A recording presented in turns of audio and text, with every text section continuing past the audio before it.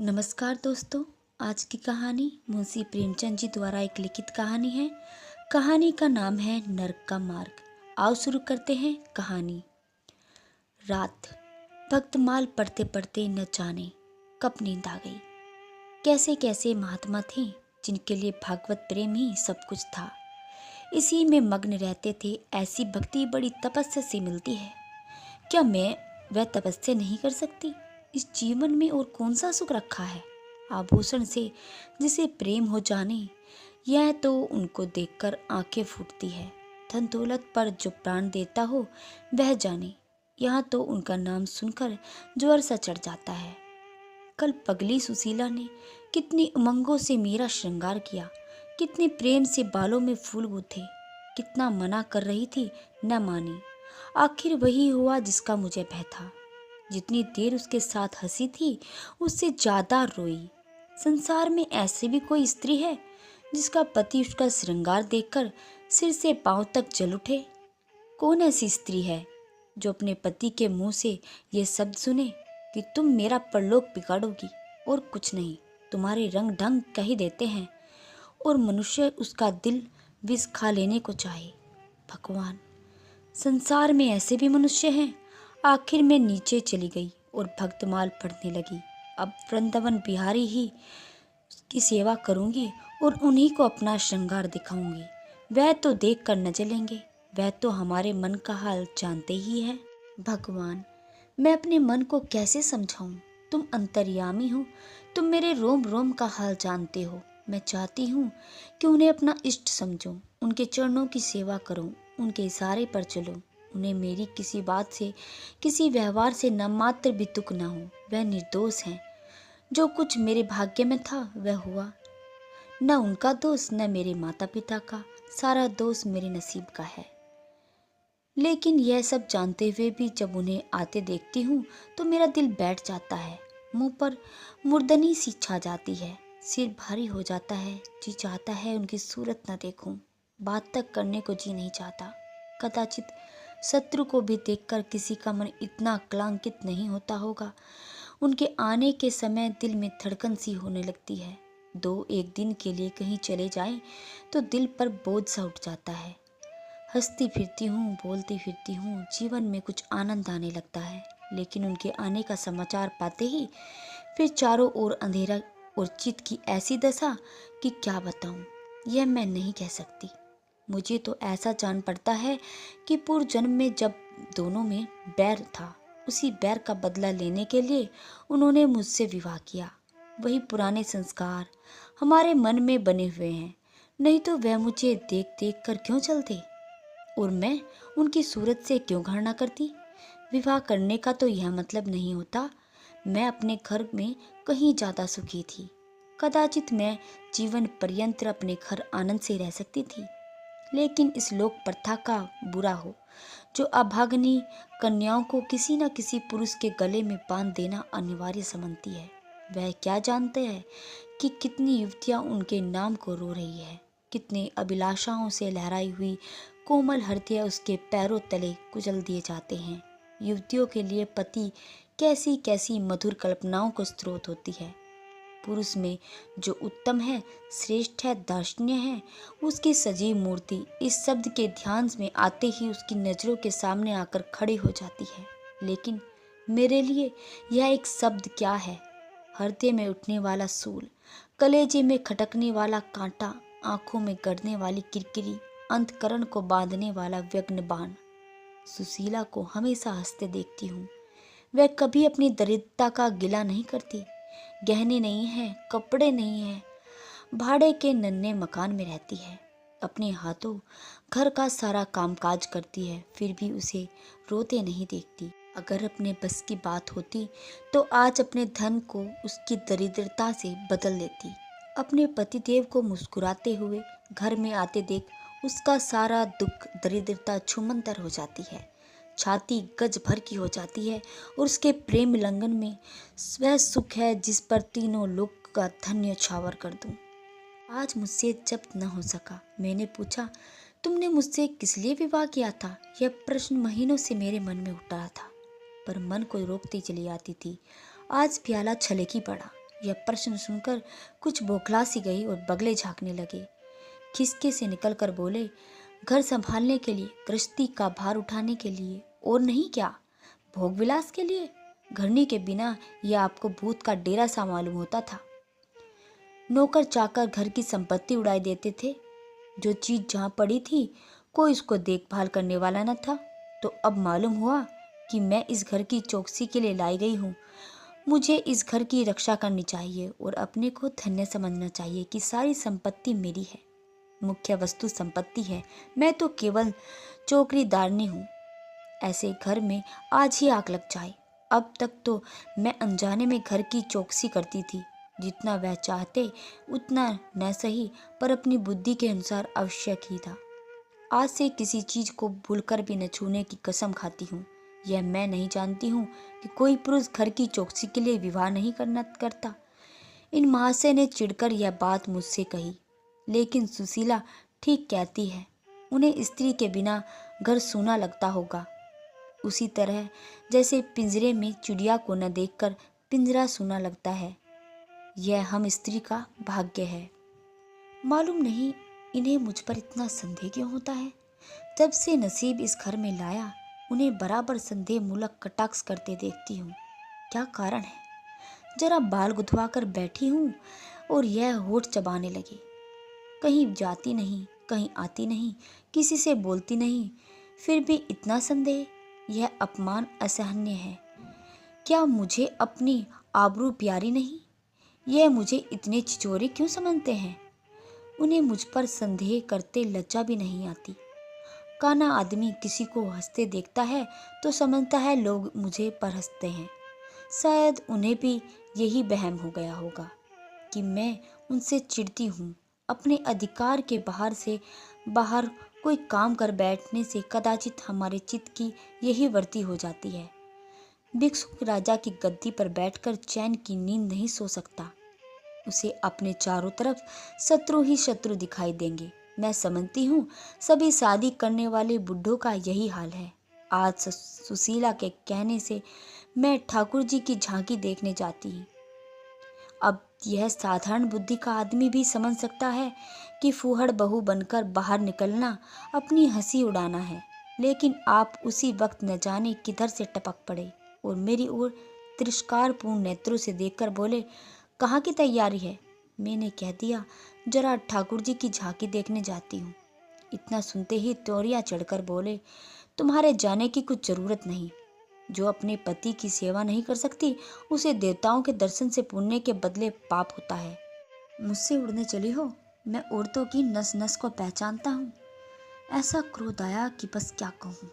उसी दम कपड़े बदल डाले और प्रण कर लिया कि कभी दर्शन न करने जाऊंगी। इस अविश्वास की भी कुछ ठिकाना है। न जाने क्या सोचकर रुक गई। उनकी बातों का जवाब तो यही था कि उसी क्षण घर से चल खड़ी होती और फिर देखती मेरा वे क्या कर लेते। उन्हें मेरे उदास और विमन रहने का आश्चर्य होता है।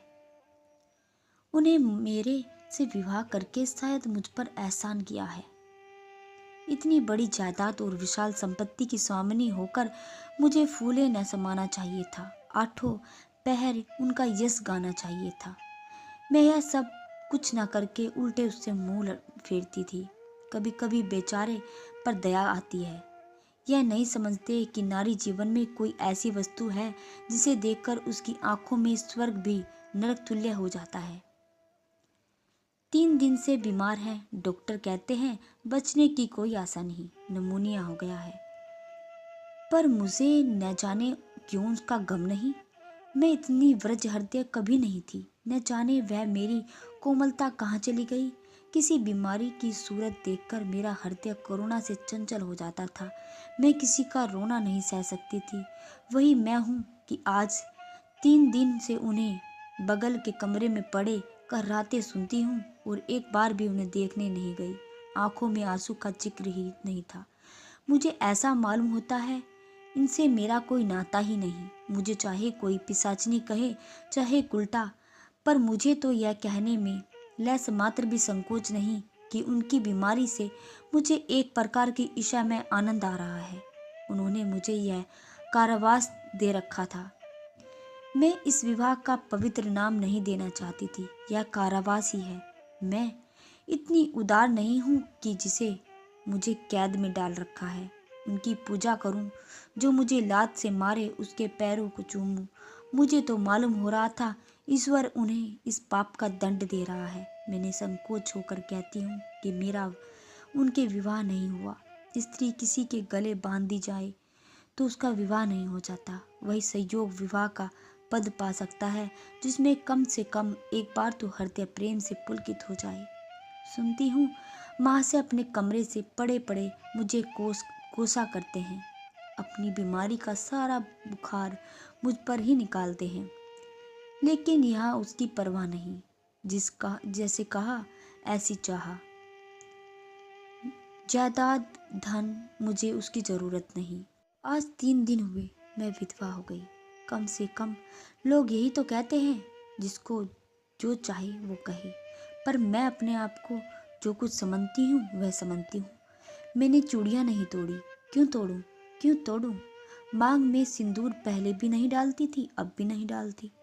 बूढ़े बाबा का क्रियाकर्म उनके सुपुत्र ने किया, मैं पास न फटकी। घर में मुझे मनमानी आलोचना होती। कोई मेरे गुथे हुए बालों को देखकर नाक सिकोड़ता, कोई मेरे आभूषणों पर आंख मटकाता। यह उसकी चिंता नहीं। उन्हें चिढ़ाने को मैं रंग बिरंगी साड़ियाँ पहनती हूँ और भी बनती संवरती हूँ। मुझे जरा भी दुख नहीं। मैं तो कैद में छूट गई। इधर कई दिन सुशीला के घर गई। छोटा सा मकान है, कोई सजावट न सामान, चारपाई तक नहीं, पर सुशीला कितने आनंद से रहती है। उसका उल्लास देखकर मेरा मन भी भांति भांति की कल्पना करने उठ लगा। इनके जीवन में कितना उत्साह है, आंखें मुस्कुराती रहती है, होठों पर मधुर हास्य खिलता रहता है, बातों में प्रेम का स्रोत बहता रहता है। इस आनंद से चाहे वे कितने भी क्षणिक हो, जीवन सफल हो जाता है। फिर उसे कोई भूल ही नहीं सकता। उसकी स्मृति अंत तक के लिए काफी हो जाती है।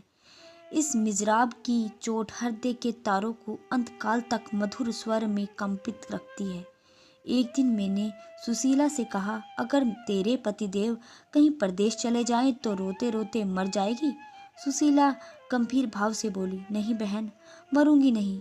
उनकी याद सदैव प्रफुल्लित करती रहेगी, चाहे उन्हें परदेश में बरसों लग जाए। मैं यही प्रेम चाहती हूँ। उसी की चोट के लिए मेरा मन तड़पता रहता है। मैं भी ऐसी ही स्मृति चाहती हूँ, जिससे दिल के तार सदैव बजते रहें, जिसका नाश नित्य छाया रहे। रात रोते रोते हिचकियाँ बंध गई। न जाने क्यों दिल भर जाता। अपना जीवन सामने एक बीहड़ मैदान की भांति फैला हुआ मालूम होता, जहाँ बुगलों के सिवाय हरियाली का नाम ही नहीं। घर फाड़े खाता है, चित ऐसा चंचल हो रहा है कहीं उड़ जाऊं। आजकल भक्ति के ग्रंथों की ओर ताकने को जी नहीं चाहता, कहीं सैर करने जाने की इच्छा नहीं होती। क्या चाहती हूँ वह मैं स्वयं भी नहीं जानती, लेकिन मैं जो जानती हूँ वह मेरा एक एक रोम जानता है। मैं अपनी भावनाओं को सजीव मूर्ति हूँ। मेरा एक एक अंग मेरी आंतरिक वेदना का अंतर्नाद हो रहा है। जब मनुष्य की निंदा की न लज्जा रहती है और न ही भय, जिन लोभी स्वार्थी माता पिता ने मुझे कुएं में धकेला, जिस पाषाण हृदय प्राणी ने मेरे मांग में सिंदूर डालने का स्वांग किया, उनके प्रति मेरे मन में बार बार दुष्कामना उठती है। मैं उन्हें लज्जित करना चाहती हूँ।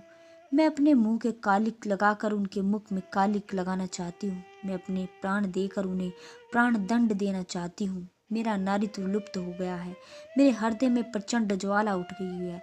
घर के सारे आदमी सो रहे थे। मैं चुपके से नीचे उतरी और द्वार खोला और घर से निकली, जैसे कोई प्राणी गर्मी में व्याकुल होकर घर से निकले और किसी खुली हुई जगह की ओर दौड़े।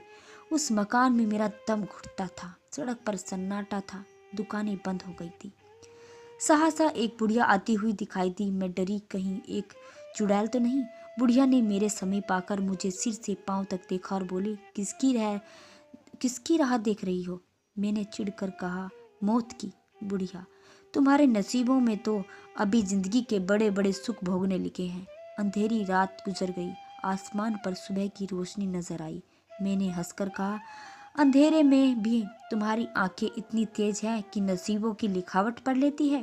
बुढ़िया, आंखों से नहीं पढ़ती बेटी, अक्ल से पढ़ती हूँ। धूप में चूड़े नहीं सफ़ेद किए, तुम्हारे दिन गए, अच्छे दिन आ गए। हंसो मत बेटी, यही काम करती, इतनी उम्र गुजर गई। इसी बुढ़िया की बदौलत जो नदी में कूदने जाता था, वो आज फूलों की सेज पर सो रहा है। जो जहर का प्याला पीने को तैयार थी, वे आज दूध की कुल्लियां कर रही है। इसलिए इतनी रात गए निकलती हूँ कि अपने हाथों किसी अभागिन का उद्धार हो सके तो करूं। किसी से कुछ नहीं मांगती, भगवान का दिया सब कुछ है। केवल यही इच्छा है कि उन्हें धन, जिन्हें संतान की इच्छा है उन्हें संतान, बस और क्या कहूँ। वह मंत्र बता दूं, जिसकी जो इच्छा हो वह पूरा हो जाए। मैंने कहा, मुझे न धन चाहिए न संतान, मेरी मनोकामना तुम्हारे बस की बात नहीं है बुढ़िया। बुढ़िया हंसी। बेटी, जो कुछ चाहती हो वह मैं नहीं जानती।